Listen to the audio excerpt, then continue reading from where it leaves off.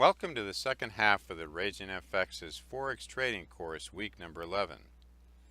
If you would like more information about this course, please visit us at RagingFX.com. Today we'll be covering the fifth of 5 strategies used by our in-house trading desk. This segment is titled Identify and Leverage Swing Trades. Before we begin, let's take a look at the most important key concepts you should have mastered by now. How to read and react to RagingFX signal.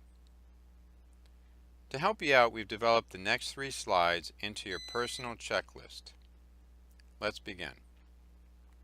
First, as soon as you receive a RagingFX signal, compare the last quote on the signal with the last price traded. The last quote was issued at the time the signal was generated, so it serves as a cutoff line. You can easily locate it at the right of the signal. Once you know the last quote, check your MT4 app for the most recent quote. Based on the trade, buy or sell, determine if the bid or offer is in your favor or not. Please note that if the quote has breached the take profit level for any reason, then the signal becomes invalid. If this happens, we recommend that you do not place the trade. If it has not breached the take profit level, then only place a market order if the price action is in your favor. To figure out if you should place a market order will depend upon the color code. In the next slide, and number 2 on our checklist, use the color code to determine the optimal trading strategy. The color code is the color of the last sell, which in this example is gray. The colors to look for are gray, yellow, and green. Normally with gray, for example, we would recommend entering a limit order only. If it were yellow or green, we might recommend entering a limit and market combo orders. The combo trade can be a powerful strategy that with a little practice can quickly become second nature to you. Finally, the third item on your personal checklist is to determine your trade size using the assigned smart pip number located at the right of the trade.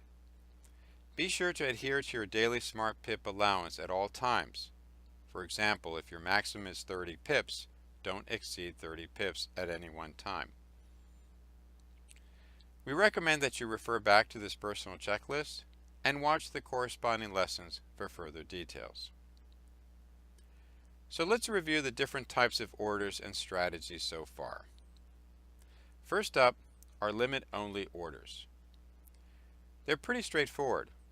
Just enter the numbers on the signal as they appear. No questions asked. Some orders are filled, while others will not. The profit potential is decent, while the risk is minimized. Then there's the limit and market combo orders. These help to lift potential profits through the participation of more trades that otherwise would go unfilled. The risks are increased a bit more, but so are the rewards. And finally, there's the mother of all trades, my favorite. It's called a swing trade. So what's a swing trade? It's a trade that is at the top or bottom of a long trend. Take a look at a signal from May 20, 2018 for a sterling dollar short trade. Notice how the price action trended down from the entry. Keeping a position open longer in a swing trade like this one can reap huge benefits. That's all fine, but you may be wondering, how does one know if a trade will turn out to be a swing trade? Great question. There's no real way to find out. However, if played properly, the odds of hitting one by limiting your downside can reap some huge rewards. This strategy requires a little patience, a little research, and a little luck. Here's how to trade a swing trade. Let's start by using the previous signal that we used before. First, place a limit trade as you normally would using the signal provided. Then, take 1/2 of the smart pip number and add it to the entry number above. So 1/2 times 13.5 is equal to 6.8 pips, or 0.0068 of a US dollar unit. Now add 0.0068 to the entry number in the signal. The final answer would be 1.36257. Now sell 1/2 of your position at this new level of 1.36257. You can do this with a partial sell of, say, half a lot if you had placed one lot.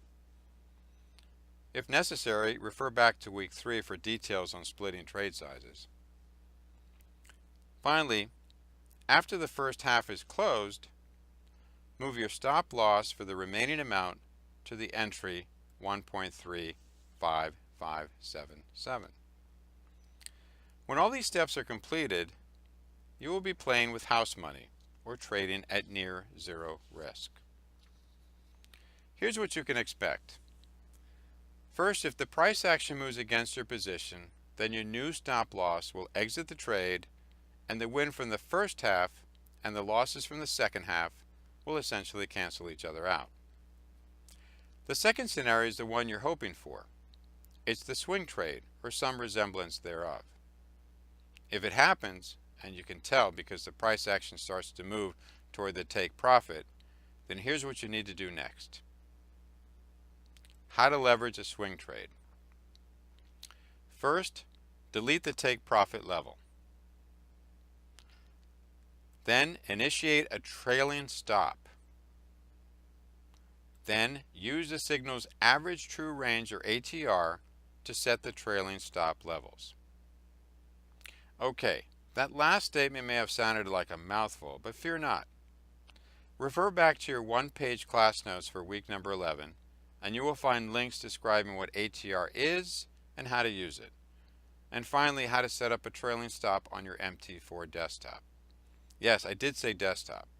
Unfortunately, you cannot set up a trailing stop from the MT4 app. You will have to use your desktop, but once set, you can monitor the trade from your phone. One last note. Swing trades strategies work best with H1, H4, or D1 signals. Shorter periods may be too difficult to monitor. We hope you've enjoyed this session. If you have any questions or need more information about us, please visit us at RagingFX.com. Thank you.